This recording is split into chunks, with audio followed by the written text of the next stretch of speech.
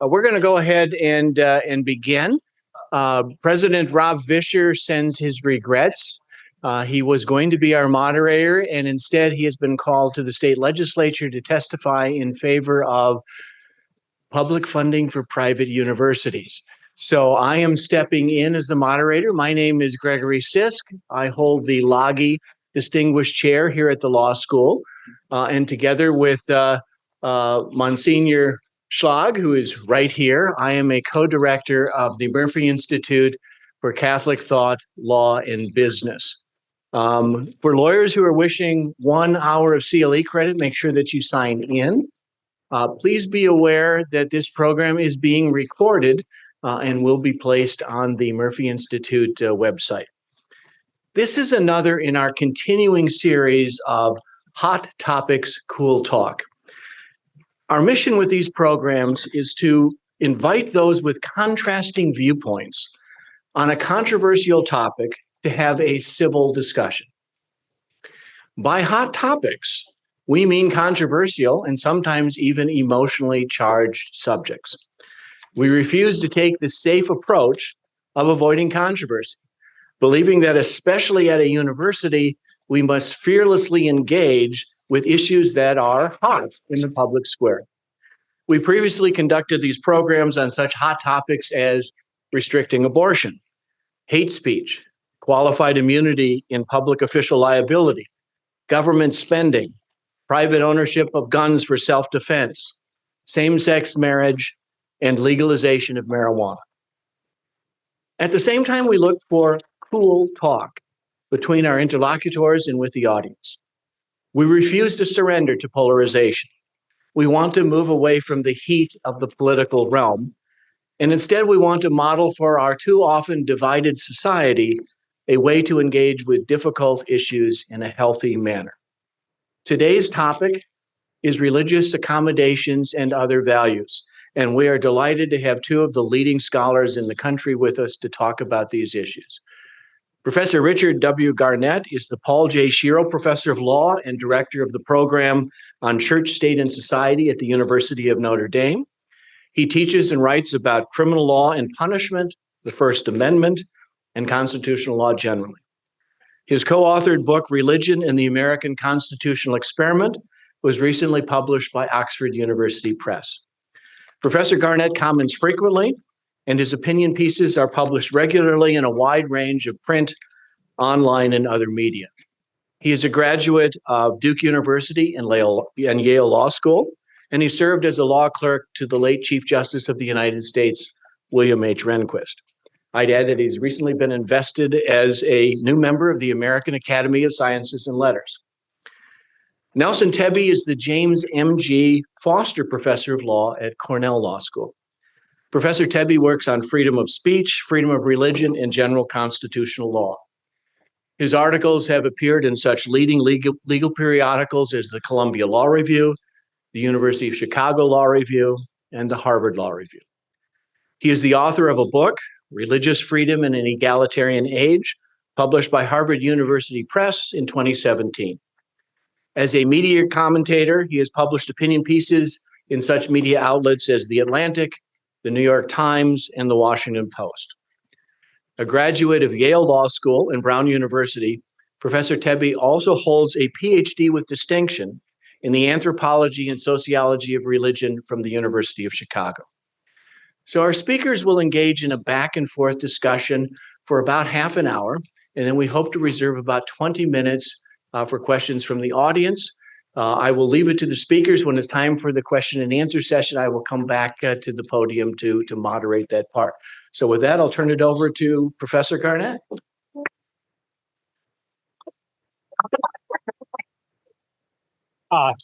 Thank you all very much for being here. It's a real treat to be back at St. Thomas. I've visited this place many times and have many close connections with it.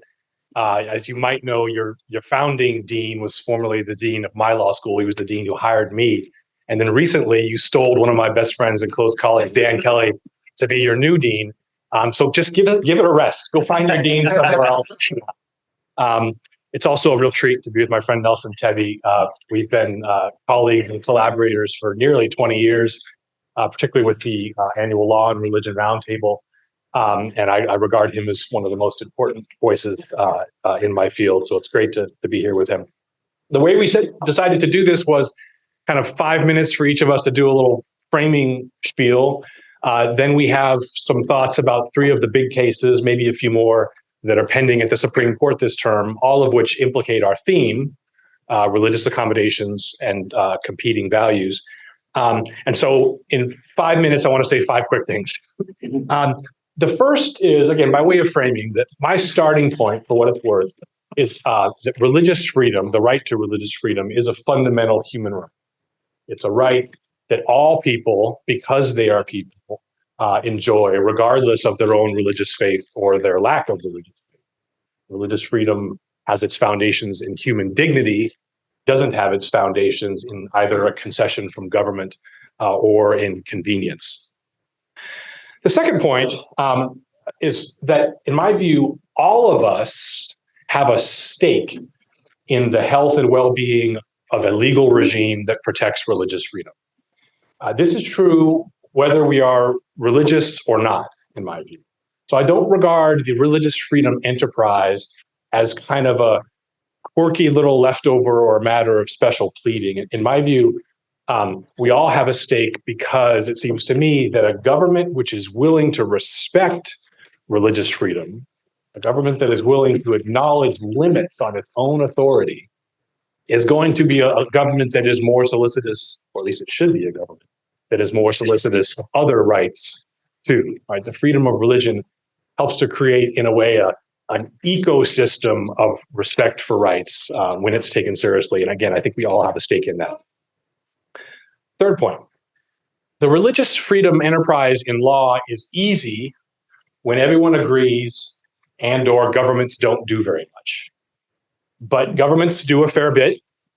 We might disagree about which of it we like and which we don't, but governments do a fair bit. That's never going to change. In my view, there's a lot they need to do. And we have religious pluralism. So because we have governments that do stuff, and because we have people who disagree about important things, there's going to be conflict. There's going to be conflicts that need to be negotiated, worked out, compromises that need to be struck, balances that need to be weighed, right? In my view, the accommodation of religion, that is, the accommodation, generally speaking, of people whose religious commitments are not quite in line with majoritarian policy, I see as an important part of a religious freedom regime, and one that, if it's structured well, helps us define these compromises, balances, and so on. Fourth, as the topic's title tells us, religious freedom is not the only fundamental human right, and it's not the only important value.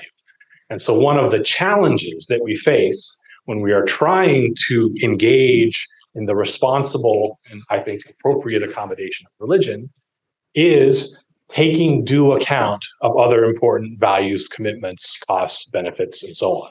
And law can be very useful in this respect if the doctrines are well designed, right?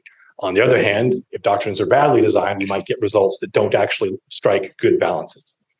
And then here's the fifth point. And I'm kind of cheating because it's the fifth point, but I'm going to mention 3 words.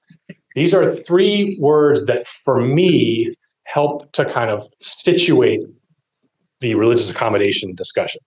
Those words are differentiation, cooperation, and accommodation.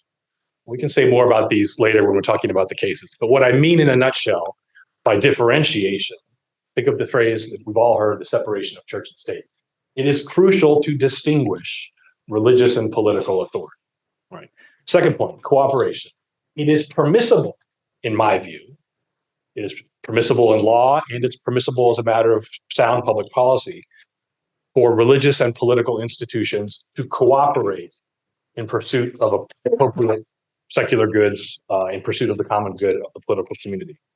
So differentiation, crucial, cooperation, permitted, and accommodation, in my view, is invited. There are debates in the law and religion community about when accommodation should be required. There are debates about when accommodations should be prohibited. But as a general matter, I think our legal regime should invite efforts at the accommodation of religion. Religion cannot always be accommodated, but to the extent it can, I think we should try. That's my framing shtick. Now you hear smarter stuff from Nelson.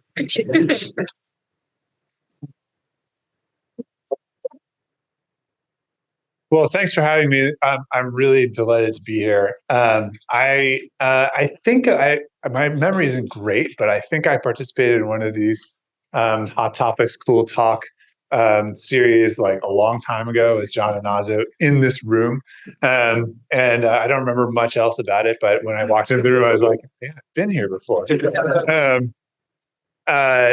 I want to thank Professor Sith and the Murphy Institute for having us. It's a treat to be here and a pleasure. Okay, so I'll just say a few framing remarks as well. It could be kind of a boring day because I think I agree with all 5 of Rick's points. So we'll try to like drum up some disagreement along the way. Maybe what I'll say now will be more contentious. As a way of framing our conversation, we do want to get into the details of these pending Supreme Court cases, and so and we want to leave lots of time for dialogue with you all. So hopefully we won't be too long-winded. But let me just say a couple of things about where I see the law of religion at the Supreme Court level right now. It seems to me that we've entered a kind of new jurisprudential paradigm for religious freedom in the United States in the last 5 years. How to date it is like a little bit hard, but let's say 5 years. And it has this new paradigm has 2 components. The first 2 main components. The first concerns government funding, and the second concerns what we're calling accommodations, meaning religious exemptions from regulatory regimes. On government funding, it seems like the Supreme Court is articulating and rigorously defending a rule of equality or neutrality, so that when the government funds, certain activities, let's say schooling, but you could imagine other things like aid for the poor or health programs. When it does that for secular groups, it has to include religious groups on the same terms. That's the kind of funding piece. The main case here is Carson against Macon, which was a case out of Maine, where Maine, like lots of states, had a kind of policy. Sometimes this is in the state constitution, sometimes it's not, that says no state dollars are going to flow to religious uses, especially core religious uses. It's kind of like a policy of separation of church and state, but like, very vigorous separation of church and state. The Supreme Court says, at least with regard to the Maine program where only private schools could receive kind of government funding, we're going to not allow the state of Maine to restrict that to just secular private schools. You have to include religious private schools as well. That's a kind of example of this like rule of equality. But when it comes to accommodations, meaning exemptions from general regulations, there the Supreme Court is moving in the direction of special protection for religious groups.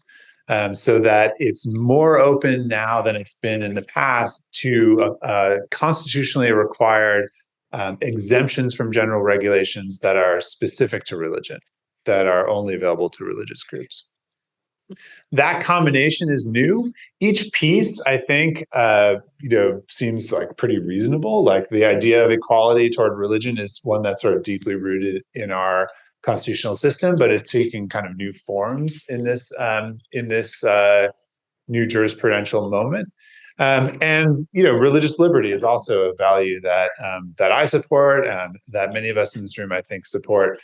Even exemptions, religious exemptions from general laws, is an idea that's, I think, cross-cutting politically. Like a lot of people can support it. It's generally not our law at the moment. The rule under the Free Exercise Clause, the main rule, is set out in a case called Employment Division against Smith, and it says, if there's a law, a regulation, government regulation that applies in the same way to everyone, religious people don't get special exemptions. But using some exceptions to that rule, as well as some statutes, as I said, the Supreme Court is more and more moving in the direction of actually allowing and even requiring exemptions from general laws. So that the combination of those two rules is, I think, what characterizes our moment in religious freedom law. And when I say religious freedom, I'm sort of I'm including both the Establishment Clause and the Free Exercise Clause, all of religious freedom law. And in looking at these specific cases that are pending before the Supreme Court, which is what we'll do now, I'd like to sort of point out along the way, the ways in which these cases raise these two kind of features of the constitutional law of religion as I see it taking shape right now. Okay? Okay, great. Now we'll turn to some cases. Professor Sis, I know you might be getting a little nervous, but I agree with everything he just said too. Which case do you want to start with? I think we should start with Drummond. Okay. Yeah. You want to set up that case? So Drummond is a case you probably heard of in the news. It's the Oklahoma Catholic Charter School case. Full disclosure, Notre Dame's Religious Liberty Clinic, which I'm involved with in various ways, is involved in this case. We brought the case we're representing. So I have a bias. But I'm sorry. Yeah. So a couple of things about this. St. Isidore is an online Catholic school. It was incorporated by two of the Catholic bishops in Oklahoma. Its purpose, again, it's online, is primarily to provide an education, and it's a pervasively Catholic education. I'm not pretending it's not.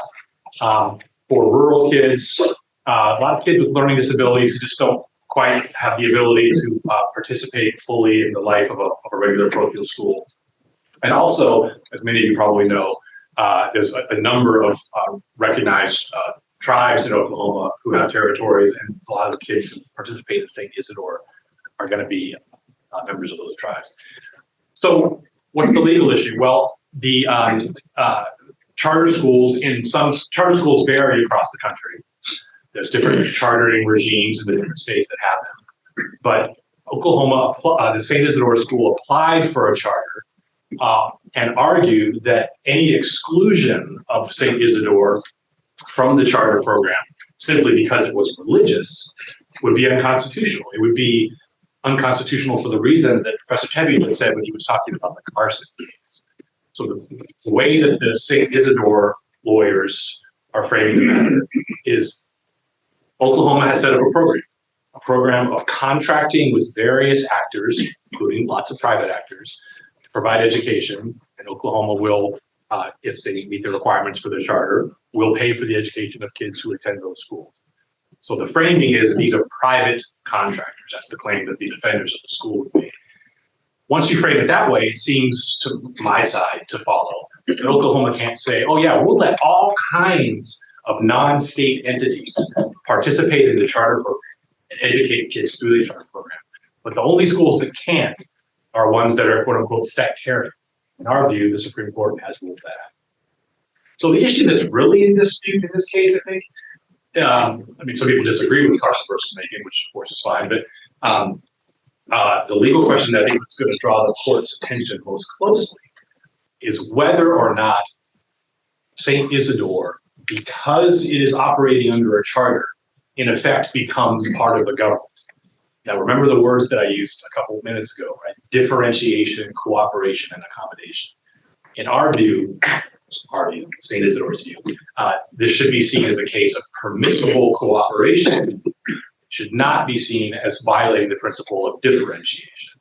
So the claim is not that government schools should be Catholic or that Catholics should get to run the government schools. It's that just like Lockheed Martin doesn't become the government simply because it builds a jet, St. Isidore doesn't become the government simply because it gets some public funds. Well, that's the issue with the court. Okay, great. So the case is really interesting in a lot of ways. I can't wait to hear what you all think about it. But there's some broad agreement around the case. Like one sort of piece of the puzzle that I think that draws a lot of agreement is that if this is a public school, it not only can be secular, but must be secular. So there's pretty broad agreement that, at least at this moment, that public schools, this is not Europe, right, where public schools could be religious or operated a religious way. If it's a public school, it can be secular, that is, the state of Oklahoma can require it to be secular, and even must do that. So the debate, as Professor Garnet said, is that what we're looking at? What are charter schools? Are they public schools or are they private schools? If they're public schools, then I think that the debate is over. The Supreme Court of Oklahoma found, as a matter of state law, that this was a public school. It's going to require its kids to participate in religious ceremonies. It could even restrict membership on the basis of religion. And putting all that together, the Oklahoma Supreme Court said, we think this is a public school. By the way, it's sort of interesting politically because in Oklahoma, this is a debate kind of among Republicans.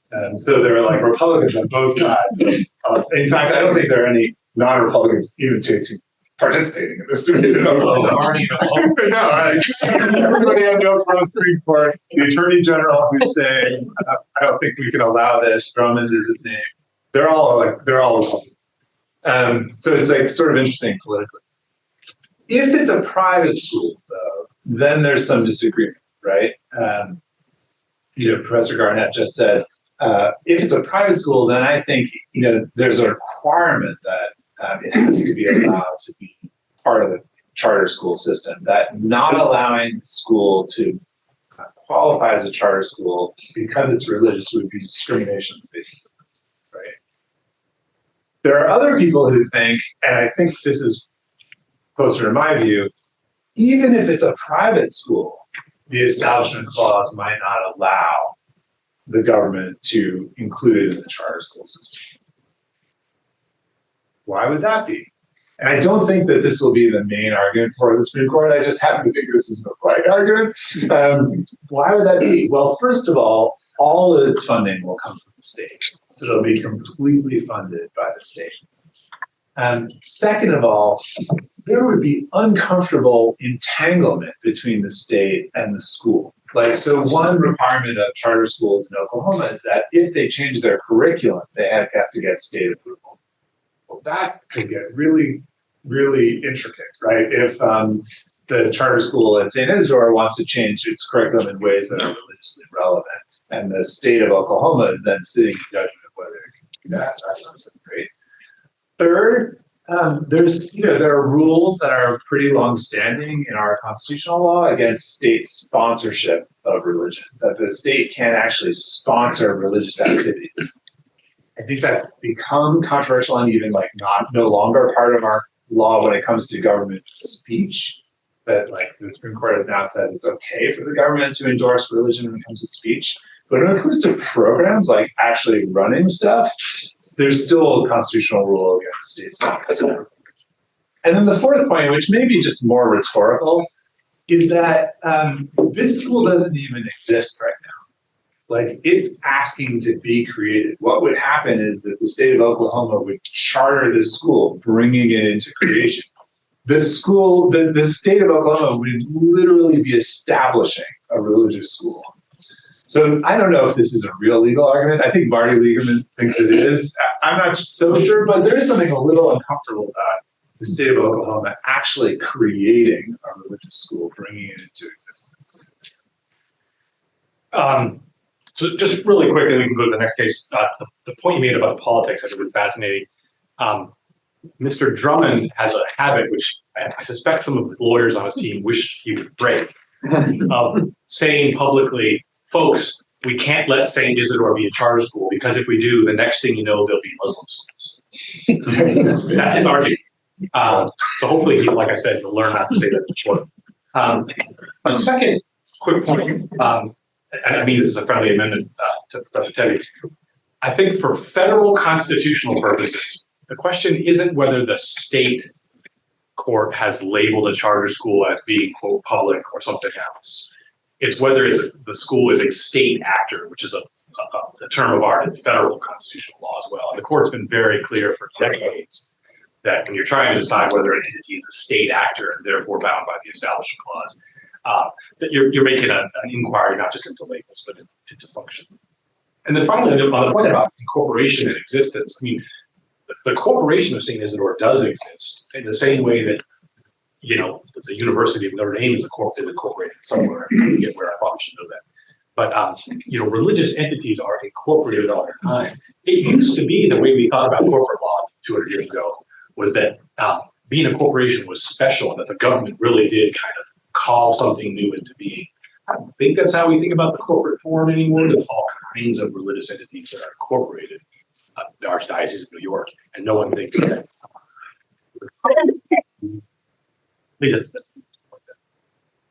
But anyway, should be interesting. Keep an eye on it. Can I say one more thing? Okay. So I think this issue about state action is really an interesting one. So there's a body of federal constitutional law called the State Action Doctrine. The purpose of this law is to determine whether the Constitution applies. The idea is that the Constitution only applies against the government. It restricts the government. It doesn't apply against St. Thomas University, right, or Cornell University, because those are private actors. It only applies against the government, right? But that's not an issue in this case. Like, I think there's a lot of confusion about this. I think the Oklahoma Supreme Court didn't do us any favors by using this kind of language. Everyone understands there's state action in that sense here. The state of Oklahoma is funding the school. It's going to charter the school, whether it's public or private, right? There's state action regardless, no doubt about it. So I think that body of law is misleading. I think what matters is whether this is a public school or a private school. Because there, again, like there's a lot of agreement about the consequences of it being a public school. But whether the body of federal constitutional law that governs state action has any applicability here, I sort of question. The other thing I want to say is this. This is a huge case. I mean, like practically on the ground. So, in around the year 2000, the Supreme Court of the United States said, you can have school voucher programs. That's where the funds go to religious schools, right? So that's not a violation of the Establishment Clause. But that wasn't such a big ruling practically for two reasons. First, it only said that the state may have a school voucher program that includes religious schools, not that it has to.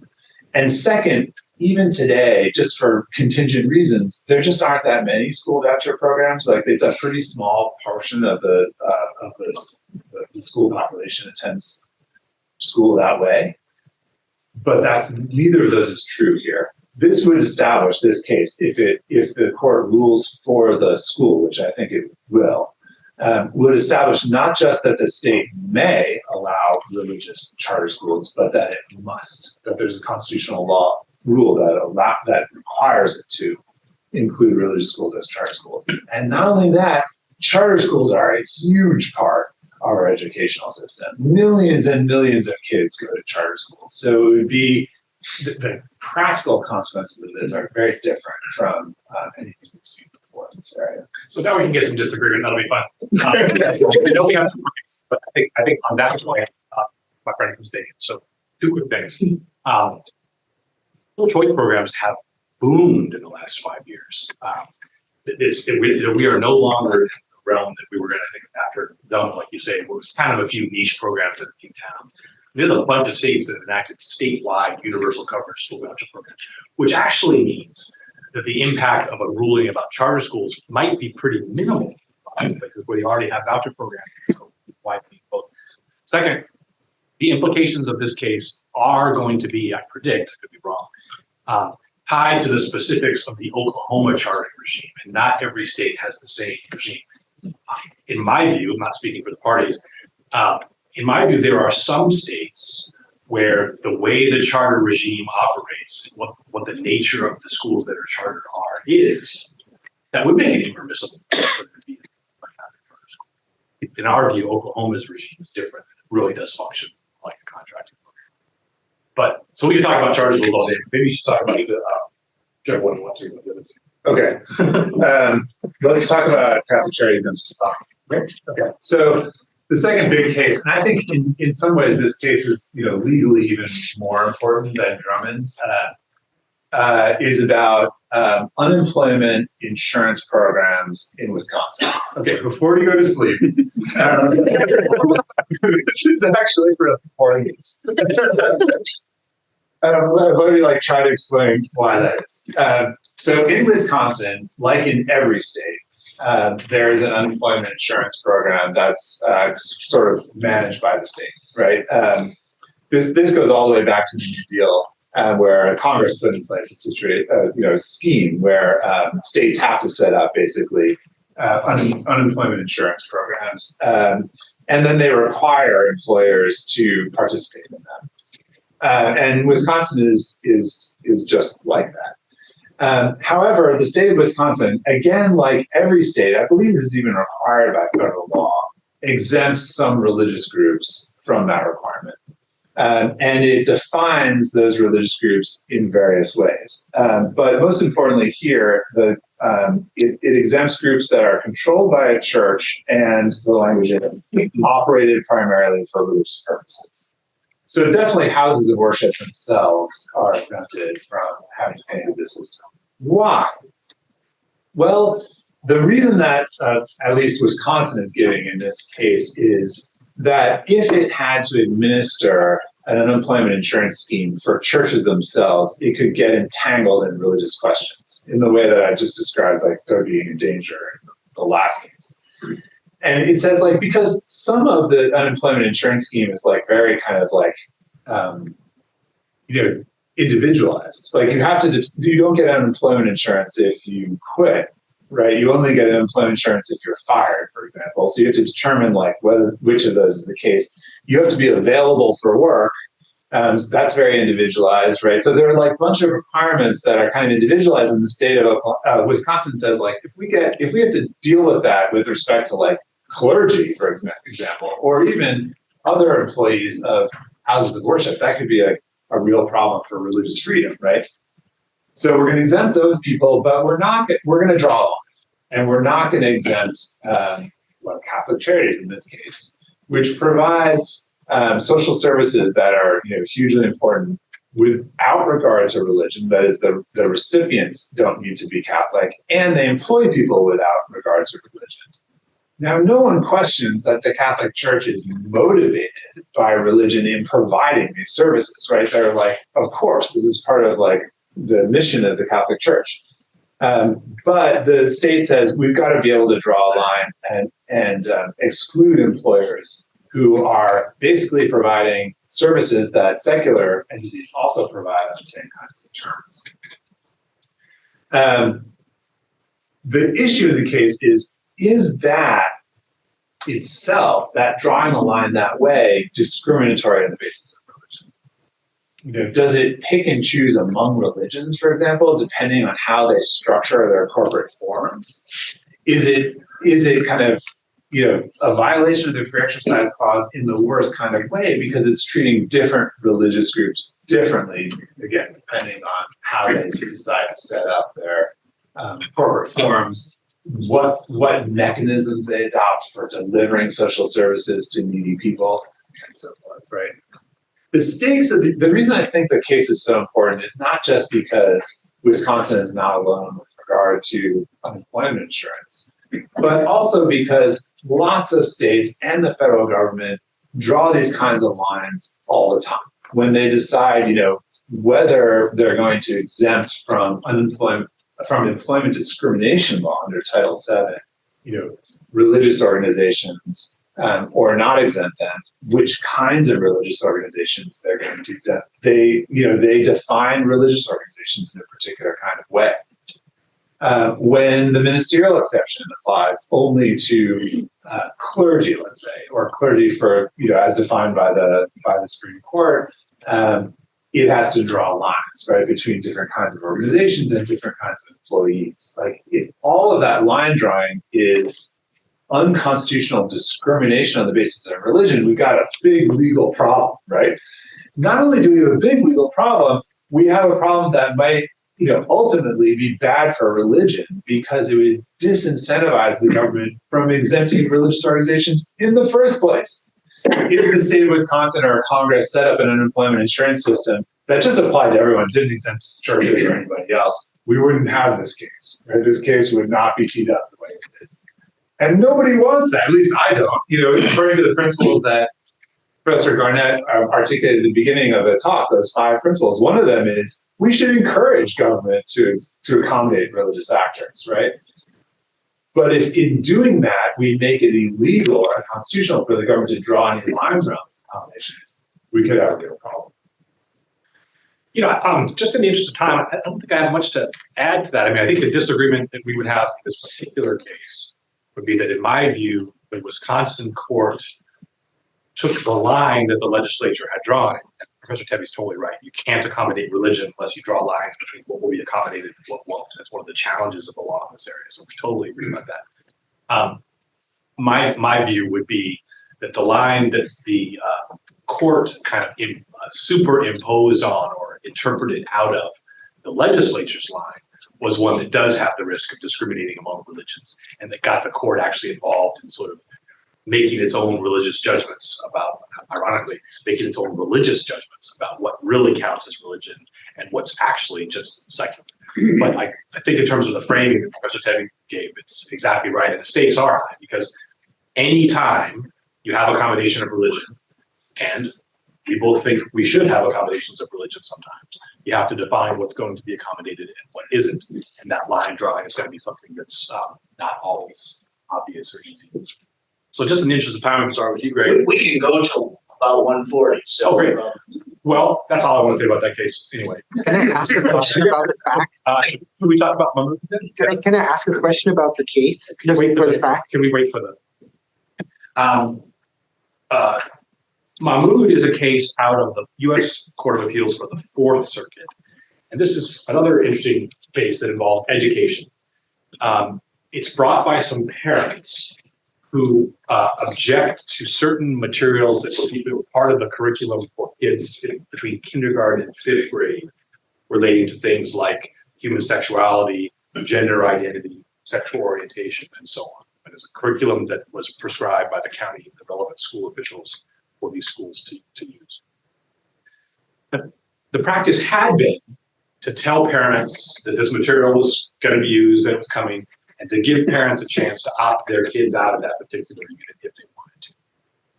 Then the school district changed its policy, and so there no longer would be, for kids kindergarten through fifth, either the notice or the opt-out opportunity. So what's not at stake in this case is it's not that these groups of parents who are diversity of religious traditions are trying to forbid the use of certain books. And it's not the case that they're trying to mandate any particular curriculum to be used. They want notice and an opt-out.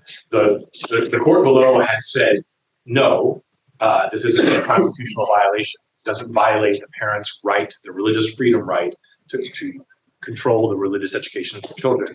And the technical reason why the court ruled as it did was because it said there is no cognizable burden on your religion when your kids are taught things that you oppose for religious reasons. Because after all, you're totally free to teach them what you want to outside of the school context. The court's reasoning was the kids aren't being made to affirm anything. They're not being prohibited from believing anything. And parents can continue to form their children outside of the school day. But nevertheless, they said because there's no burden on the parents at all, they didn't need to proceed to the second question of whether the burden was justified. So usually what we do with free exercise laws, we say, well, does this government action burden religion at all? If not, we don't need to go further. If it does, then we say, well, we have to balance the interests. Again, as the title of our topic says, competing values. The court below didn't even get to that. So one of the issues that is kind of in the background of this case is even if let's say we think there is a cognizable burden on the religious freedom of parents if they're not permitted to get notice and an opt-out for materials that go against their faith in school, then the question would be, is that burden justified? Is there any way to avoid it? Or are there competing values that make it impossible to accommodate the parents in that situation? I was on an amicus brief in this case with some friends, some other law prop types, and we addressed this first question, namely whether there is a burden on parents when the government does what it did here. We think this famous case called Wisconsin versus Yoder, which had to do with the Amish, is pretty good authority for us. A second aspect of the case relates to something that Professor Tebbe said in his setup. But one of the things that's happened in religious freedom law on the accommodation side in recent years is that courts have been skeptical. Some would say too skeptical. They've They've been skeptical of situations where the government claims that it has a neutral, generally applicable policy and it can't give an exception. But then it's giving exceptions for other things. And then the question is, well, if you're giving exceptions for other things, then why not for religious things as well? And in this case, this particular Maryland case, the school district does sometimes allow notice and parental opt-outs in the context of some sexual education curriculum. So the claim that these parents are making is, you've already shown us you can accommodate objectors when they have secular objections. So you should be willing, you should have the same willingness if the objections are religious. The one reason why I think the court took this case is because Wisconsin versus Yoder occupies a strange space in the law of the American law of church and state these days. In many ways, it was the high watermark of free exercise law. But then in the early 90s, in the Smith case, which Professor Tebbe mentioned, the court did some weird things to Wisconsin versus Yoder, sort of remade it in a certain way. So I think it's not totally clear what exactly it means and what its implications are anymore. Maybe we'll get some clarity on it. Yeah, I don't have a lot to add. I mean, I do think it's a really interesting case. Like, generally, we don't let students opt out of the curriculum, right? We fought this fight with regard to evolution, for example. Like, you know, we've sort of like settled that, not to everyone's satisfaction, but like, you can't opt out of evolution curriculum because you have religious objection to it. That's like the rule. It's enforced by the rule of implementation against Smith because this is the quintessential government program that applies in the same way to everyone. And religious people don't get special exemptions from those kinds of curriculum choices. But Yoder was sort of like oddly left on the table by Smith, not overruled, maybe because they didn't have the votes, but it's still there. I think Yoder is a little different because it was about opting out of truancy laws. That is, like, you didn't have to go to school at all. This case is a little different because the sort of fix in U.S. constitutional law for public school curriculums that religious people don't like is that they have a right, a constitutional right, to send their kids to private school. So that's the normal kind of fix. So I do think like what makes this case really interesting is the exemption from the health curriculum that Maryland requires all schools to allow religious people who have an objection to sex education to exempt their kids from that. And the question is like, well, is that relevantly similar to the curriculum, or is it different enough that it doesn't really create an inequality? And so, we're happy to talk about that. Yeah, I mean, another one of the really interesting things about this case is I think most people agree that the government-run public schools really couldn't operate if they had to have totally bespoke curricula for every parent. And there's got to be some curricular decisions made, and we do have in the United States the right to send your kids to private schools. This points though to another wrinkle in this case, which is that the Supreme Court has said many times that the government can't engage in kind of indirect or financial coercion of people for exercising their religious freedom. And so the question will be, is it enough to say to these parents, well, here's how you can protect your religious freedom. You can remove your kid from the free state-run school, and Maryland County doesn't have some choice. You can go pay for your kid to go to a religious school of your choice. So there would be a financial cost to try for these parents to try to vindicate their religious freedom rights. The question would be. Thank you so much.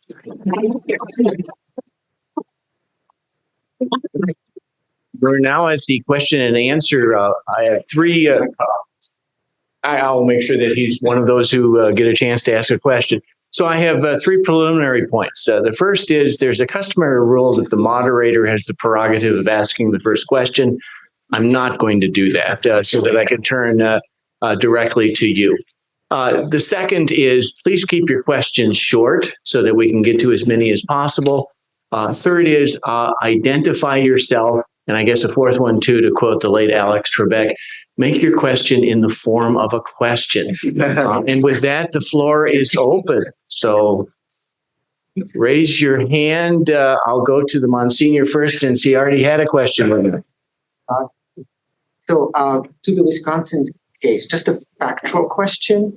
So did Catholic Charities offer their lay employees an unemployment insurance, or did they not? They weren't obligated to do so by law, but I mean, They should have, I think. Well, so they were obligated by law to participate in the state unemployment insurance scheme. So, like right now, they are doing that, but they want an exemption. And the exemption would allow them, by the way, they would still offer unemployment insurance to their employees, but they would participate in the church-run program, which offers equivalent benefits. One thing that's interesting about the case is that, usually when you have an exemption case, there's like a religious objection to doing what the government is requiring you to do. And that's not really true here. Like, no one is saying that the cafeterias have a religious objection to participating in the state unemployment scheme. So, like, one question I had when I heard about the case first was like, why are they doing this? Like, what's their motivation? I think it's just a lot cheaper and easier for them to run their own system, and they want to do that. They have some stakes, I would think, systemically in what they regard as a too narrow definition of what counts as religion. For other contexts, yeah. So there's a principle of issue. Yes. Bob Kennedy, I teach Catholic studies here at St. Thomas. As you know, there's a long and troubled history of the entanglement of church and government. And I'm thinking of the St. Isidore case. Can you speak to this? Are there perils to St. Isidore if it should receive government funding? And do these perils outweigh the benefits? So in my view, the perils do not outweigh the benefits, but you are absolutely right to point out that there are perils involved in entanglement between religious and political authority, which I meant to kind of surface when I used that word differentiation, which I think, is something that church and state have been contesting for millennia now, and we have reasons to think that line is important. I'm sure you know, Professor, that throughout the debates about school choice, school vouchers, tax exemption, the GI Bill, there's always been the concern expressed that, he who pays the piper calls the tune, government aid can come with strings attached. There was a famous case in the 60s that a lot of Catholic educators lamented because the Supreme Court said it was fine for the government to loan textbooks to parochial schools, but they had to be the same textbooks that were used in the government-run schools, which resulted something in kind of the secularization of parochial schools because the financial incentive to take these free books was too high. So those are perils. There are people who have pointed out in the context of school vouchers that, what if the government says, yeah, we'll have a school voucher program and sure, Catholic schools can participate, but if you do participate, you can't require religion classes. Now, I would very much want, as a Catholic, for any Catholic school to refuse to participate in a program that had that condition. In my judgment, the conditions that would attach to St. Isidore's participation in the charter school program do not pose secularizing perils on these schools. And I don't think they risk, to the same degree that my friend pointed out, the kind of dangers of church-state entanglement, which are also to be avoided. In this case, I think the balance works in favor of letting them participate. You're totally right that, as the title of our talk says, there's a combination of religion and then competing concerns. One competing concern might well be the danger of the government inadvertently, by dangling carrots in front of religious institutions, cause them to compromise or secularize. Anybody who's in the religious freedom space and the school choice space needs to be concerned about the kind of perils you raise.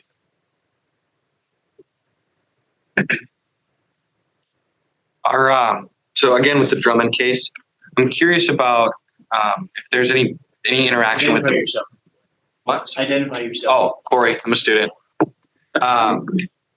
Wondering if there's any interaction with Oklahoma's Blaine Amendment and limiting single sectarian schools. Yep. And I'm wondering if you think that any interaction there would maybe change this jurisprudence if it was a broad Protestant or broad Christian school as opposed to simply a Catholic school.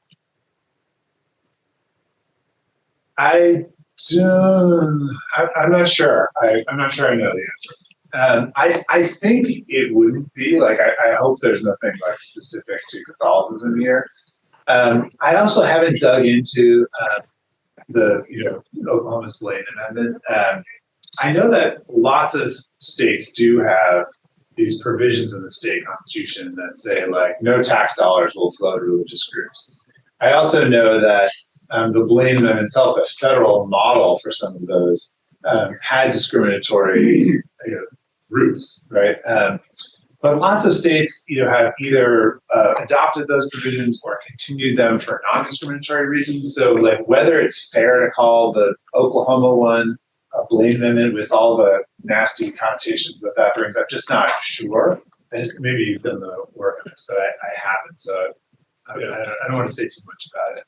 So, in case not everybody knows, Blaine amendments are kind of the cover-all name that were given to these provisions that are in a lot of state constitutions that had as at least one of their main purposes, making sure that public funds did not go to Catholic schools.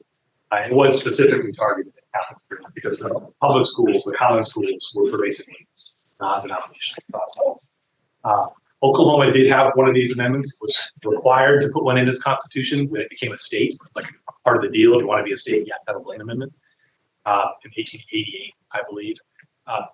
I think, and I've changed my view on this, so I'm actually totally contradicting something I wrote 20 years ago, but I think I agree with Nelson that it's probably not helpful for courts today to try to decide the cases on the basis of whether or not these legislators in the 19th century were anti-Catholic. They were. I think the better way to think about it, and I think we saw this in the Carson versus Baker, is just to say, does this state constitutional provision called a Schmain Amendment, does this provision require the exclusion of religious schools from an otherwise generally available benefit? And if so, they violate the kind of equality principle. Like Professor Tebbe said, I don't think the case below would have come out differently if this had been a Baptist school. I think genuinely.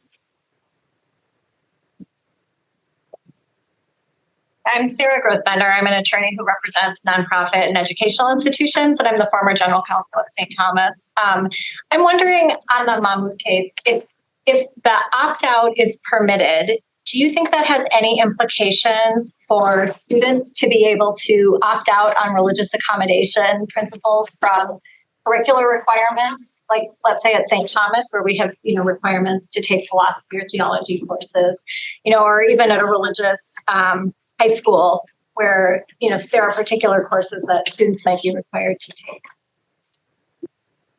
The Supreme Court could rule for the parents in different kinds of ways.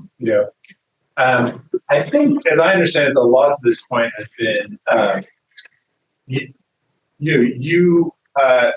you can't coerce families, right? So, like, the line is coercion. So if you're coercing them to adopt a particular religious view or to raise their children contrary to their religious beliefs, that's a problem under the Free Exercise Clause.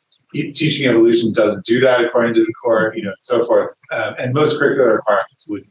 But if this curricular requirement substantially interferes with religious instruction, that's the standard, then there could be an issue. So one way of ruling narrowly for the parents would be to say, look, some of these kids are really young, and the ways in which this curriculum is being administered, the Fourth Circuit emphasized that we haven't done fact-finding yet, so there's really very little we know about how it's actually being administered. But if it's being administered in a way that substantially interferes with, parents and their religious instruction of their children, then not that is required, right? That's a narrow way of ruling. A broader way would be to say, all parents get to, or all people get to exempt themselves from curricula that interferes, that conflicts with their religious beliefs. Well, that would have wide-ranging implications. I would hope not only for religious people, but also people, atheists, for example, could get exemptions. Exactly. And there could be lots of problems for St. Thomas, right? So I think it depends a little bit how. But how would there be problems for St. Thomas, which is not a state act? Well, I'm thinking that's what I was just thinking about from a religious accommodation perspective. If you're exempting out of requirements, is there any? I haven't thought fast enough through that. Is there that opportunity? Obviously, you have options to go to other schools, right? I mean, you're choosing a religiously affiliated institution, but you might get a better financial aid package there. And so, this is going to Professor Kennedy's question too. So I could imagine a world, for example, where a state said to St. Thomas, which is not a state actor, is a religious school. If you want us to subsidize your student loans, whatever, then you have to allow curricular opt-outs to people who don't want to participate in the required theology. I can imagine that, but that'd be different from this case. This case, by its terms, only would apply to government schools. State actors, yeah. That's right. Yeah. Thanks. Tess, I'm a student. I have a question about the St. Isidore case. I was looking at the handbook, and there are several points that discuss gender and sexual identities, saying that students must be treated in a way that is consistent with their biological sex. Many people would consider that discrimination. So how do you think the court should balance religious freedom with other human rights when there appears to be a conflict with discrimination and state funding of a different religious ideology in school? So this is a great one. Remember my scheme at the beginning. So equality with regard to funding, special exemptions when it comes to regulations. So the St. Isidore case is about equality with regard to funding, right? The other two cases are about exemptions from regulations. But then the question becomes, let's say that the Supreme Court says, no, the state of Oklahoma has to include St. Isidore, right, in its charter school program. And then the state says, okay, but if you're going to take state money, we're going to impose some non-discrimination requirements on you, right? That's what Maine did after Carson against Macon. Now that's being challenged on religious freedom grounds, right? It's not under the equal funding prong of what I described, but under the special accommodation prong, that religious schools deserve special exemptions from non-discrimination requirements that conflict with their religious views, right? What if you get the combination of both of those, so that religious private schools in Maine or Oklahoma have to be funded? There's a constitutional requirement that they have to be funded in the same terms as secular school, but then they get special exemptions from non-discrimination requirements that still apply to secular and private schools. Yeah, that's a scenario we're looking at. I mean, that case hasn't reached Supreme Court yet, but it's coming. Yeah, and sort of a variation on this, you probably know, Professor Tebbe mentioned, there's a doctrine called the ministerial exception, which has to do with a lot of different contexts, but in the Supreme Court, it's had to do with the right of religious schools to hire and fire teachers if they count as ministerial employees, without regard to otherwise applicable non-discrimination laws. And a debate that goes on in our world, and it's related to what Professor Tebbe just said about the main, what do you call it? The sequel, the main sequel would be, could a state say, if you want to participate in our voucher program, you have to waive the ministerial exception. You have to agree that you will not benefit from the ministerial exception in terms of your hiring. Now, in my view, that would not be constitutional. On the other hand, there are lots of conditions that I think the government is allowed to attach to its aid. Like, you have to have a fire authority. And the question is where on a continuum to draw that line. But I thought you set it up nicely with kind of the equality and accommodation holes. Yes. My name is Mary, and I'm a 3L. So Professor Garnet, earlier you mentioned, this isn't about any of the cases, but when you were kind of doing your intro, you talked about government and religion, and you mentioned 3 points: differentiation, cooperation, and accommodation. And in my opinion, the cooperation point, I think, is the sweet spot. That getting to it, I can appreciate that a government employer would be considering, how do we accommodate our employees without violating the Establishment Clause? Are we going to be sued under Title VII, or are we going to potentially be sued under the Establishment Clause? And so I know you didn't talk about the Kennedy case, but there Justice Gorsuch sort of tried to explain how an employer would determine whether or not there is a potential Establishment Clause. But how do we get to that sweet spot, in your opinion, without having to constantly go through litigation when there is a new type of accommodation requested? It's a great question. It's, in my view, for a long time, well-meaning principals and school board officials and teachers were often really caught in a tricky spot because the doctrines that the court had given us for deciding, what violates the Establishment Clause and what doesn't, what's required by the Free Speech and Free Exercise Clause, what isn't, was, let's just say, not entirely clear. And in my view, it's gotten more clear in the in the time period that Mr. Tebbe was talking about, but others would disagree. So I can't disagree with you that government officials will often be in tricky positions and they have entirely reasonable desires to avoid litigation, right? The fact that a government official mistakenly refuses to accommodate because that official thinks I'll get sued for violating the Establishment Clause doesn't make that official some kind of anti-religious bigot. It means he or she's trying to be a good steward of the public money, right? It can be challenging. I think that might have been kind of what was happening in the Kennedy case, which you mentioned, the praying football coach case. I mean, the school district was under the view that they had to discipline the coach and then eventually fire the coach, or discipline the coach rather, because the Establishment Clause required it. The court tells them, no, actually the Establishment Clause didn't require it. And in fact, the Free Speech Clause protected his speech. But it would have been reasonable, I think, for a lot of school officials on the ground to be like, oh, well, now you tell us, So I think Kennedy came out the right way. I think Mr. Tebbe disagrees. But I agree with you that the court doesn't do anybody a service if it tells people who are in charge of administering government programs, you've got to comply with the First Amendment all around, and we're not going to give you clear standards on how to do that. That puts them in a bad spot, I think.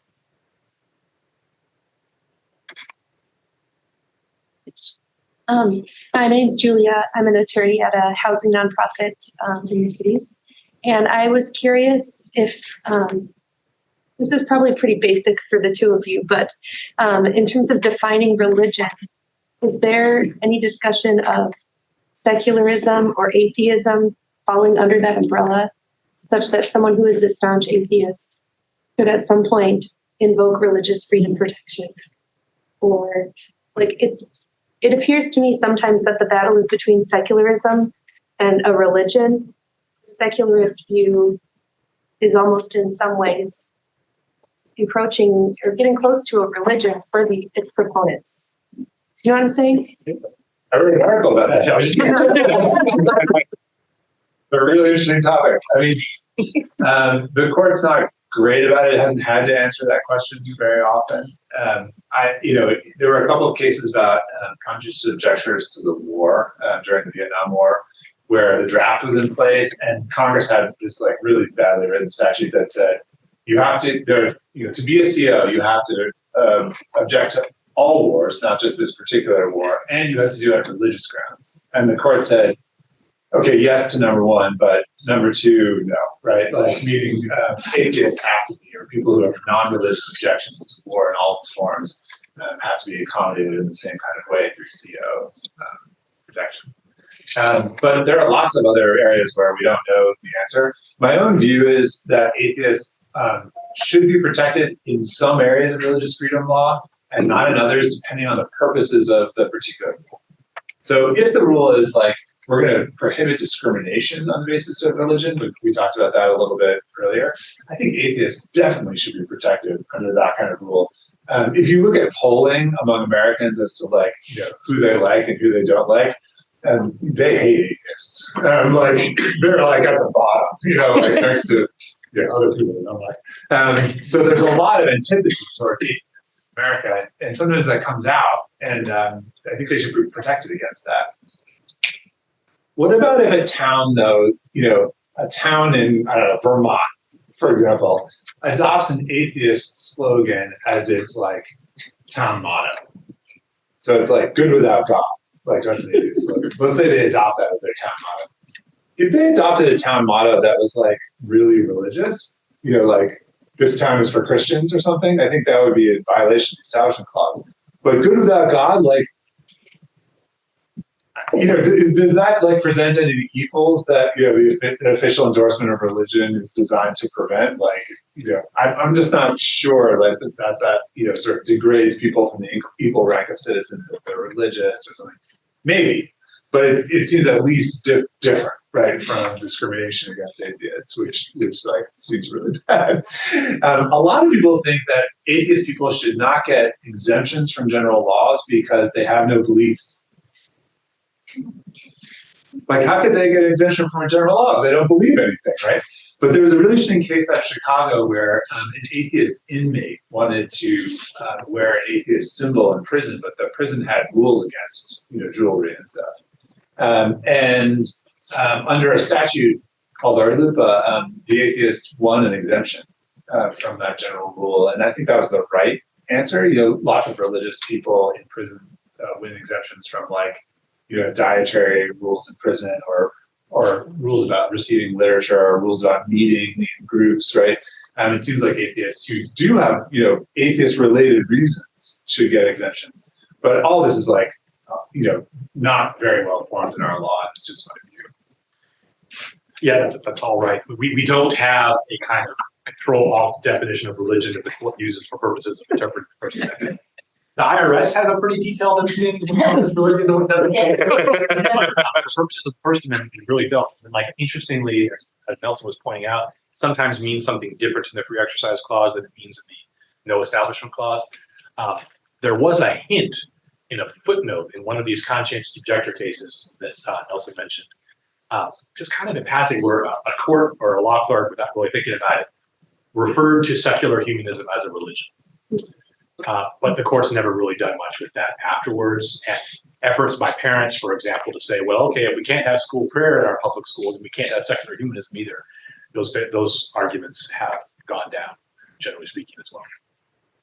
All right. Thank you very much. One theme that I've noticed between the two is there's a lot of ambiguity still, but perhaps that ambiguity has been declining some in the Supreme Court's doctrine. My own contribution to religious liberty work is empirical studies of religious liberty decisions in the federal courts.